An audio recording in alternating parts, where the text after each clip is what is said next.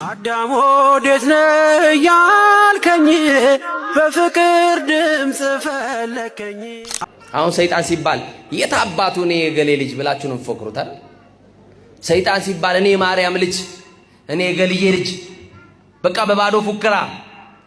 ሰይጣን የሚሸነፈው በአምልኮ በመድኃኔዓለም ፊት ለፊት ስንንበረከክ ነው። ለማ ስንንበረከክ?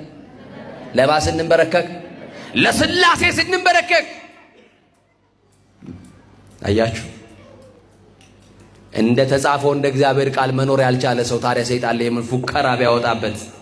በቴሌቪዥን መስኮቶች እያየን ዛሬ ውጉት እየተባለ ወጋ ነው እንደሚባል የሚወጋ ነገር የለም። እየሰማ ነው አይደል? አዎ። ተርታ ገንዘብ ይዛ ከሄደች በኋላ ምን ታስገዛታለህ? ከቤት ስትወጣ የሚገዛ የለኝም ትላለች። ግን እዛ ሱቁ ስትገባ ግን ይሁን ዝም ብሎ የጆሮ የምናምን ዝም ብሎ የማይረባ ነገር ትገዛለችና ቆይታ ታየዋለች። ሲያስጠላት ደግሞ ጥላው ትሄዳለች። አብረህ ነው የምትገዛው አንተ? ታዲያስ ታዲያ እንዴ ምን ነው መሰለ ብር ትቆጥራለችና ይሄ ለኔ ሰጠኸኝ ጌታ አንተ ደግሞ ላንተ ደግሞ ልትደስትብኝ ብላ ደግሞ ታርጋለች። አስራት ታወጣለች። አስራት ዛሬም ጎበዝ ሆናለች። በቃ የሆነ ስታገኝ የጌታ ደግሞ ትብላ ምን አባቷ ነች እቺ ትጨማለቅብኛለች። በእነሱ ተሰደ እናደዳለሁ እዛ ቤት። ታዲያ ምን ይሻላል አሁን? ታዲያ ምን ልበል? አሁንማ በቃ ተሸነፍክ። አርፌ ልኑር እዛ ሲኦል ይሻለኛል። ከሷ መውጣት እፈልጋለሁ። አልፈልጋትም እሷ በቃ። ተስፋ ቆረጣችሁ? ታዲያ ይሄ ሁሉ በስታችሁ እንኳን ማሸነፍ አልቻላችሁም። አልና እነዚህ ምን እናርጋቸው እባክህ? በዚህ የዞሩ እኮ መስራትም ባሉኝ በቃ አልቻልኩም ልሰራ። በዚህ ማርያም ትላለች፣ በዚህ ይሄ ደግሞ ኡፍ ሲያስጠሉ። በዛ እኮ በቃ በዛ ይሄው ሰው ደግሞ በቃ አሁን እሺ በቃ ልሄድልህ። በጣም በብዙ መንገድ እያጣነው ነው የመጣ ነው። እንደ ሰው መናገር እንሞክርና እንደ ሰው ያልሆኑ ሰዎች ያደምጡናል። ሰው ያልሆኑ ሰዎች በሚያደምጡን ጊዜ ምንድነው የሚለው ይሏቸው። አይገባቸውም። የምትሉት ነገር አይገባቸውም። ህዝቡ ለመሪው የሚናገረው አይገባውም። መሪው ለህዝቡ የሚናገረው አይገባውም። ምክንያቱም ሰው የለማ። ሰው መሆን የለም። ዳኛው ፍትህ ለሚያስፈልገው የሚናገረው አይገባውም። ፍትህ ደግሞ የሚፈልገው በፍትህ ቦታ ላለው ነገር አይገባውም። ሰው አለመሆን ይሄ ነው። ሐኪሙ ለታመመው ሰው አይገባውም፣ የሚለው ነገር አይገባውም። የታመመው ሰው ለሐኪሙ የሚናገረው ነገር አይገባውም። ሳንግባባ እንኖራለን። ነገሮች እንደዚህ መላቀጣቸውን እንዳጡ ሚስት ለባል የምትለው አይገባውም፣ ባል ለሚስት የሚለው አይገባውም። ምክንያቱም ሰው የለማ። ስለዚህ የዳዊት ያመክሮ የሽምግልናው ዘመን ከሚነግረን ትልቁ ቃል ውስጥ ዋናው ክፍል ሰው ሁን ነው። ለዛውም ሰው ለመሆን ከኋላ ያለውን ቃል አስታውሱ። በርታ ነው። ሰው ለመሆን በርታት ያስፈልጋል ማለት ነው። አያችሁ፣ በደንብ ማስተዋል አለብን። ሰው ለመሆን በራሱ ብርታት ያስፈልጋል። ዛሬ ሰው የመሆን እድል በብዙ መንገድ ጠፍቷል። እስቲ ሰው የመሆን እድል አስተሳሰባችን በአንድ የጸና አይደለም። በምንፈልገው መሻት ውስጥ አይመራም። ስለዚህ የአስተሳሰብ መዋዠቅ በጣም በሕይወታችን ውስጥ ካሉት ትልልቅ ዲያብሎስ ከደፈራቸው ድፍረቶች ውስጥ ዋነኛው ክፍል አስተሳሰባችን ነው። የአስተሳሰብ መዘበራረቅ ደግሞ የልብ የህሊናና የአእምሮ መምታታት ውጤት ነው። እነዚህ ሶስቱ ምዕራፎች በመንፈስ ቅዱስ ኃይልና በእግዚአብሔር መንፈስ የሚጠበቁ አካሎች ናቸው። እነዚህ አካሎች ከውስጥ በኩል በመንፈስ ቅዱስ ካልተጠበቁ የምናስበው የአስተሳሰብ ውጤቶቻችን ሁሉ ላይ የዲያብሎስ የምሪት አካል ይኖርበታል። ስለዚህ የውስጠኛው ክፍሎቻችን በሐሳብ የሚወጡ ነገሮች በሙሉ የክፉን ኃይል ለማንጸባረቅ ሰፊ እድል ያላቸው ይሆናል። በቀናነት የምንመለከትበትንም ህይወት እናጣለን። የአስተሳሰብ መበላሸት የዘመናችን ትውልድ ሌላው ትልቁ ጉዳት ነው። ሰው የመሆን መንፈሳዊ ምዕራፎች ከህይወታችን ውስጥ እስካልገባ ጊዜ ድረስ በብዙ መንገድ ነገሮች ይበላሻሉ። ቋንቋዎቻችን፣ የአስተሳሰብ ድምጾቻችን፣ የውስጥ የሆነው ምንጭ እየጠፋ ይመጣና ተራ በሆነ ዓለም ገጽታ ውስጥ እንኖራለን። ዛሬ ብዙ ሰዎች በአስተሳሰብ ባህሪያቸው ውስጥ ሲታይ ጨዋታዎቻቸው ሁሉ በአንድ ትውልድ ውስጥ ምዕራፍ ያለው አይደለም። ተራና ዝባዝንኬ ነገር ላይ ጊዜያችንን ካሳለፍንና በእያንዳንዷ ወቅትና ሰዓት በቴሌቪዥን መስኮት ላይ ካሉ ዓለም ከተወናበደበት ቋንቋ ጋር ተያይዞ የአስተሳሰብ መመረዝ በዲያብሎስ ጎዳና ውስጥ ትልቅ ስፍራ ሆኖ እናገኘዋለን። ሁለተኛ ሰው የመሆን ፕሮግራማችን ሰው የሆን ፕሮግራም ውስጥ እግዚአብሔር ሆይ ሰው አርገኝ ብለን አልተማጸንም። ስለዚህ ሁል ጊዜ የጸሎት ምዕራፎቻችን በጎደለው የኢኮኖሚ ገጽታ ላይ ብቻ ትርፍ ለመያዝ የምናደርገው ጥረት ያለውን የእድሜያችንን ጊዜ ሰው እንዳንሆን ተፈታትኖናል። ሰው የመሆን እድልን በብርታት እንዳናገኘው አቅም አጣን። ሰው የመሆን እድል ሰው ካለመሆን ጋር ተያይዞ ያሉት ሁኔታዎችን ስናገናዝብ ሁሉ ጊዜ በተረጋጋ መንፈስ ያለ መኖራችን አንዱ ሰው መሆናችንን ከውስጠኛው ክፍል ጋር አለማግኘታችን ውጤት ነው።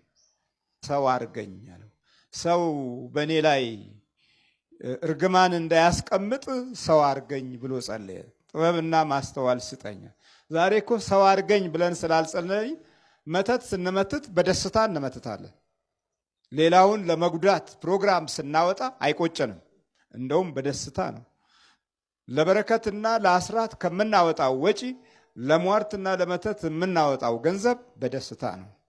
እዚህ ለአስራቱ ጉዳይ ላይ እንሸማቀቃለን፣ ግን ለክፋትና ለተንኮል ለምናወላው ገንዘብ ደስ ብሎን እንደውም የኑሯችንን ግማሽ እስኪፈትን ድረስ ገንዘባችንን ከዲያብሎስ ጋር እናያይዛለን።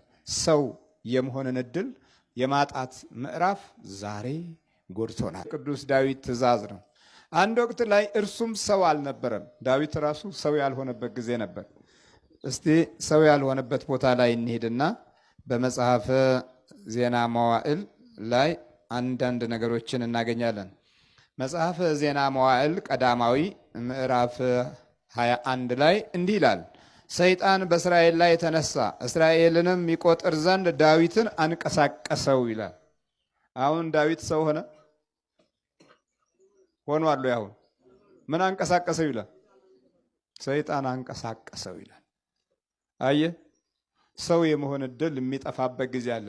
ከዚህ የትምህርት አመክሮ ውስጥ ዳዊት በመነሳት ነው ፈተናዎቹን በሚገባ ስለሚያውቅ በሽምግልናው ዘመንና በጉልምስናው ዘመን በወጣትነት ዘመን አገርን ለመታደግ ጠላትን ለመጣል ሐሳባቸውን ለማክሸፍና የጠላት ፕሮግራምን ሁሉ ለማበላሸት የነበረውን ኃይልና አቅም ሁሉ በመጠቀም ከእግዚአብሔር ጋር ከዚህ በፊት ጎልያድን የሚያህል ታላቅና ግዙፍ ፍጡር በወንጭፍ ድንጋይ መትቶ ጥሎ ነበረ።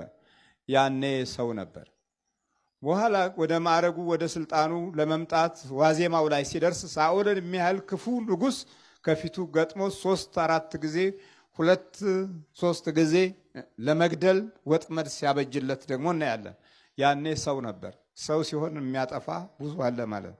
ዳዊት ሰው እንዳይሆን የሚታገለው ኃይል ከትልቅነት ጀምሮ እስከ መካከለኛ የስልጣን እና የማዕረግ እርከን ደረጃ ድረስ የዳዊት ሰው መሆን ያስጨነቃቸው ሳኦልን ጨምሮ ብዙ ነበረ።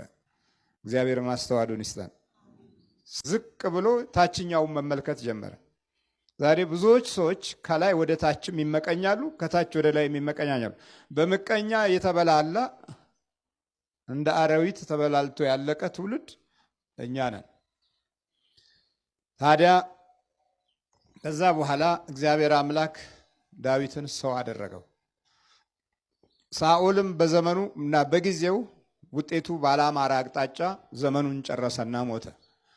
በኋላ ግን ዳዊት በሳኦል ወንበርና ስልጣን ላይ ወጣ። ልክ በማዕረግና በስልጣን የሚፈታተኑ መንፈሶች አሉ። ብዙዎቻችን አናቃቸውም ወይም ግንዛቤ የለንም እንጂ ወንበሩ ላይ የሚቀመጥ መንፈስ አለ። ቤት ውስጥ እንደሚቀመጠው አይነት መንፈስ ጨምሮ ማለት በየቤቱ እንደሚቀመጠው ስቃይ የሚፈጥሩ ቤቶች አሉ። በሟርት የተገነቡ በክፋት ኃይል የተቆረቆሩ በቃልቻና በጠንቋይ የርግማን መንፈስ የተያዙ ገና ከመሰረታቸው ይህን ቅበር፣ ይህን ትከል፣ ይህንን አብረህ ለውሰህ አብረህ ቤቱን ስራ እየተባለ የተሰራበት ቤቶች ባለቤቶቹን ከገፋ በኋላ ተከራዮቹን ወይም ገዢዎችንም ያሰቃያል። አንድ ሰው በማዕረግ ሽልማት ከፍ እያለ ሲሄድ በዛ ሰው እግርና ቦታ ወንበር ላይ በሚቀመጥበት ጊዜ ተደራራቢ የጥፋት መንፈሶች ያገኙታል። ለምን? በማዕረጉ እየመሩ የነበሩ ያጠፉትን ሰዎች ወይም የጎዱትን ሰዎች ቦታ የሚተካውን ሰው ያንን መልሶ ይይዘዋል ማለት ነው። መባረክ ካልቻለ፣ ማስወገድ ካልቻለ፣ ስፍራውን ከዚህ ቦታ ላይ ዲያብሎስና ሰራዊቱ ልቀቅ ብሎ የመንፈሱን ግዳት ካላወቀና ካልተረዳ በግፈኞች ወንበር ላይ በራሱ የሚቀመጥ። ለዚህ ነው መዝሙረኛው ዳዊት በመዝሙር 1 ላይ በዋዘኞች ወንበር ያልተቀመጠ በማለት የሚናገረውም ለዚህ ነው። ቃሉ እንዲህ ይላል፣ ምስጉን ነው በክፉዎች ምክር ያልሄደ፣ በኃጢአተኞች መንገድም ያልቆመ፣ በዋዘኞች ወንበር ያልተቀመጠ ምስጉን ነው ይላል። ይሄ ማለት የመንፈሱ ይዘት ተወራራሽ በመሆን ጉዳትን ያደርሳል። አስተሳሰቡን፣ አካሄዱን፣ አኗኗሩን ሊቀይረው ይችላል። በጎ ሆኖ በመጀመሪያ ደረጃ በሰላማዊ መንገድ ይኖር የነበረ ወይ ማዕረግ ወይም ስልጣን በሚይዝበት ጊዜ አቅጣጫው ይቀየራል፣ አስተሳሰቡም ይቀየራል። ይሄ ማለት የመናፍስት ከስልጣን መዋቅር ጋር በመያያዝ ሌሎቹን እንዲጎዱ አስተሳሰብ አቅጣጫቸውን ሊያስለውጥ የሚችል የክፉ መንፈስ ምሪት መኖሩን ነው የምንገነዘበው ማለት ነው። አሁን እዚህ ዳዊትን ስንመለከት በመጽሐፈ ዜና መዋዕል ዋናው መሪ ሆኖ ሳለ ሰይጣን በእስራኤል ላይ ተነሳ፣ እስራኤልን የሚቆጥር ዘንድ ዳዊትን አንቀሳቀሰው ይላል። ወቅቱ ዩፎ ሰይጣን ዩፎ እንዴት ሆነ ገባ? ባህር ላይ የት ሀገር? ኮሞሮስ አውሮፕላን ላይ አወረድኩት። በግራ ነው የምቆመው፣ በቀኝ አልቆምም። በቀኝ አትቆምም? አልቆምም። እሺ ወደዚህ ቁማሽ። አልቆምም። የቱ ነው ቀኙና ግራው? በዚህ በኩል ጥሩ አይደለም እና በየት ነው? በዚህ በኩል ጥሩ ነው ያለው። በዚህ ነው የሚጠሩ። ወደዚህ ፊት እንመልስላችሁ። ኮሞሮስ ደሴት ምን ላይ እንዴት ያስከው?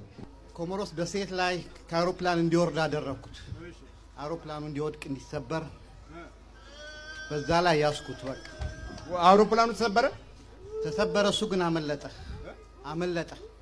የኮሞሮስ ደሴት ላይ ወደቀ አይሮፕላን? አዎ አመለጠ። እንዴት ደረፈ እሱ ታዲያ? አመለጠ። ጸሎተኛ ነው፣ አመለጠ። አይሮፕላኑ መጀመሪያ እንዴት ወደቀ? አውሮፕላኑን መጀመሪያ እንዲቆጣጠሩት የኛ አባላቶች እንዲቆጣጠሩት አደረግን። አውሮፕላኑ በመንፈስ በአየር እንዲወርድ ተደረገ። በሙሉ ሰው እንዲያልቅ ተፈልጎ ነበር፣ ግን ከ50ዎቹ ጋር አምልጧል። ከ50ዎቹ ጋር? አዎ ጸሎተኞች ናቸው 50ዎቹ። 50ዎቹ ተረፉ? 50ዎቹ ተረፉ። ከአንድ ህፃን ጋር አመለጡ። ኮሞሮስ ማለት ምን አይነት እንዴት ነው አይሮፕላኑ ሲወርድ በምን መንገድ ወረደ? አይሮፕላኑ ተቆጣጥረናል። እኛ ዩፎዎች ነን። ዩፎ? አዎ። እሺ አይሮፕላኑ ምን ጣለው ወይስ እንዴት ተበላሸ ተባለ? ወገቡ እንዲሰበር አደረግነው። በቃ ተሰበረ። ታዲያ እንዴት አልተከሰከሱም?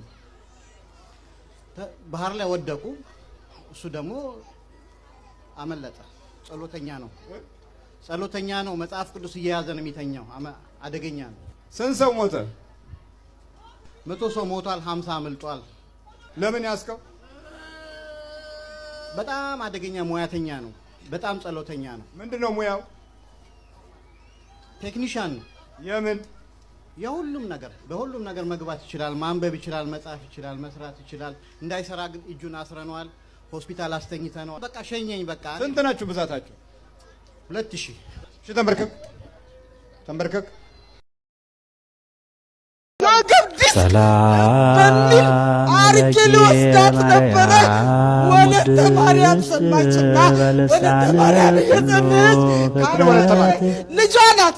ልጇ ስዊዘርላንድ ነው ያለች ወለተ ማርያም ናት። ወለተ ማርያም ስዊዘርላንድ ወይ ቀስበላት ወደ መሬት ወገቧን ያስከው ዲስኮ ነው ወገቧን እግሯን ያላረጋት ነበር ያስካት። እስቲ እንዴት ነው የምታስኬዳት? እሺ እስቲ እንዴት ነው የምታስኬዳት?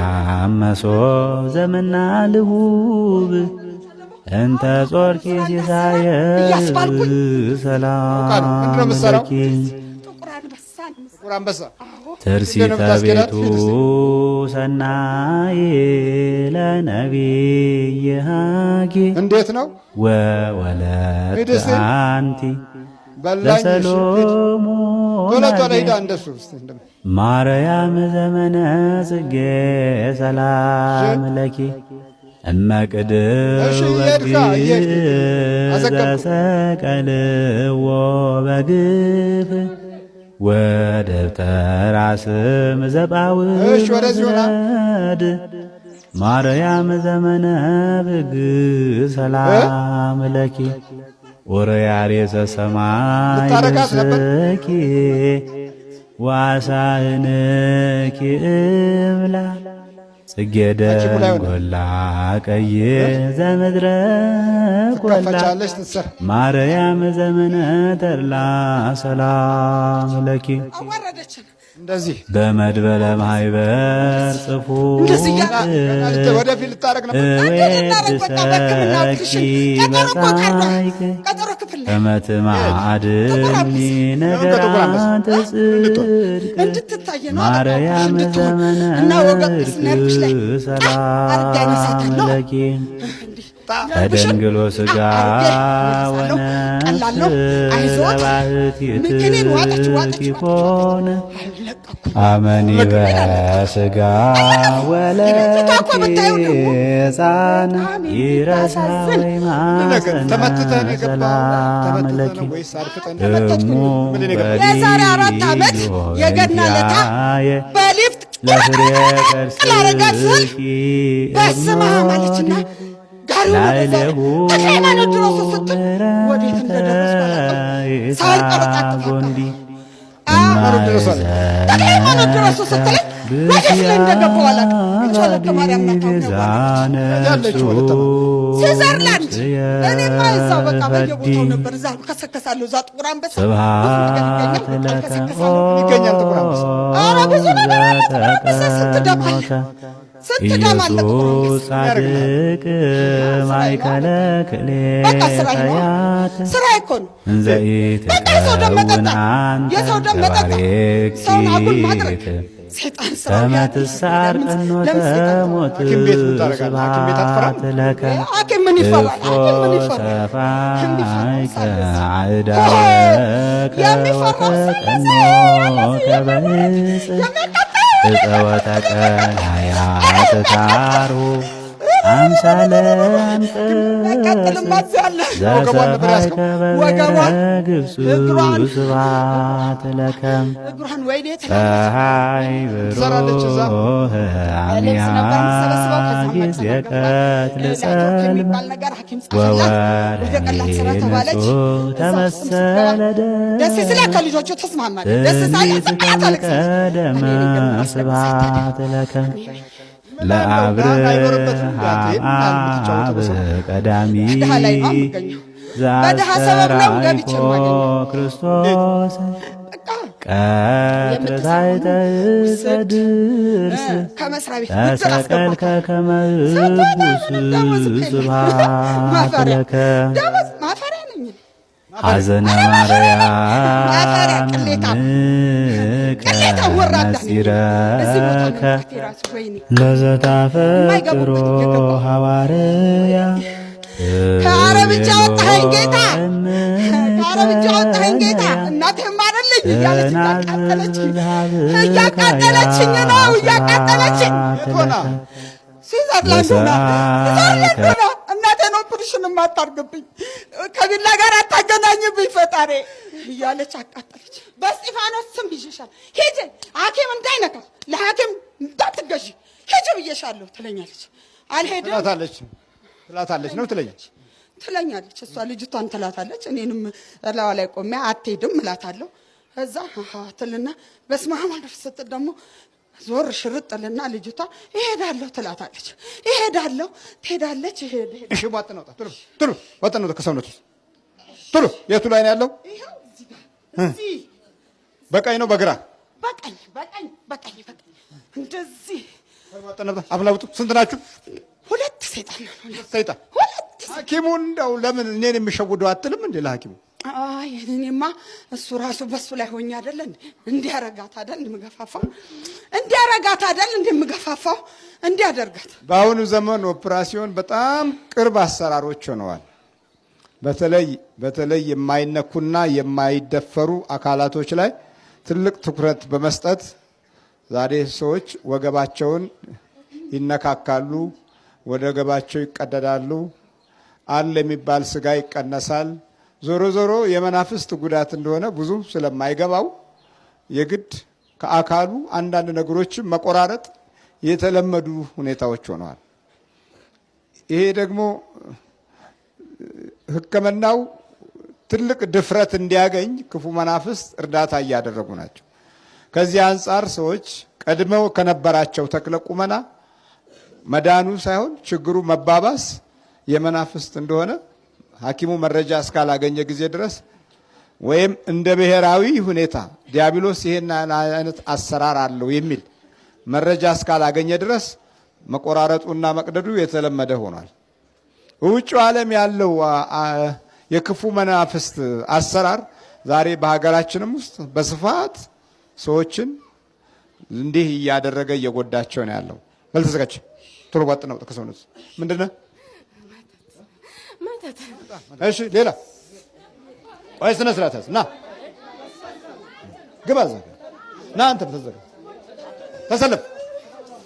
ተሰለፍ ምንድነው? መተት የምን መተት? ቅናት ተዘጋጅ ነው ያልኩህ። አሁን እኔ ሁሉ አብላውጣ አብላይ እሺ አብላይ ተዘጋጅ ሁሉ በኢየሱስ ክርስቶስ ስም በስላሴ ስም በወላዲተ አምላክ ስም በቅዱስ ሚካኤል ስም ወደ ሲኦል እንገባለን። ቶሎ ሰባት ተጮህ ነው